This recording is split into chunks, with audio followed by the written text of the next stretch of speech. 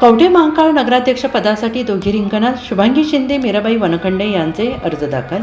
कवठे महांकाळ नगरपंचायतीच्या नगराध्यक्ष पदासाठी अर्ज दाखल करण्याच्या शेवटच्या दिवशी सोमवार दिनांक 20 उमेदवारांनी आपले नामनिर्देशनपत्र दाखल केल्याने निवडणुकीत चुरस निर्माण झाली आहे. शुभांगी जगन्नाथ शिंदे आणि मीराबाई ईश्वर वनखंडे यांनी आपले उमेदवारी अर्ज सादर केले आहेत. दरम्यान दोन्ही उमेदवार माजी खासदार संजय पाटील समर्थक असल्याने शहराच्या नजरा आता माघारीकडे लागलेल्या आहेत. समिया शेकडे यांनी दिलेल्या राजीनाम्यानंतर रिक्त झालेल्या या पदासाठी ही निवडणूक होते आहे.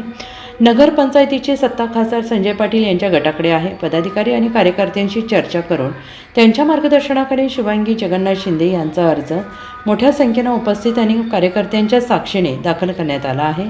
त्यानंतर काही वेळातच मीराबाई ईश्वर वनखंडे यांनी आपला अर्ज सादर करत निवडणुकीत रंगत आणली आहे. निवडणूक कार्यक्रमानुसार 22 एप्रिल रोजी सायंकाळी 5 वाजल्यानंतर अंतिम उमेदवारांची यादी जाहीर करण्यात येणार आहे. 23 एप्रिल रोजी दुपारी 4 वाजेपर्यंत उमेदवारी अर्ज मागे घेण्याची मुदत आहे. त्यानंतर एकापेक्षा अधिक उमेदवार राहिल्यास 24 एप्रिल रोजी मतदान होईल.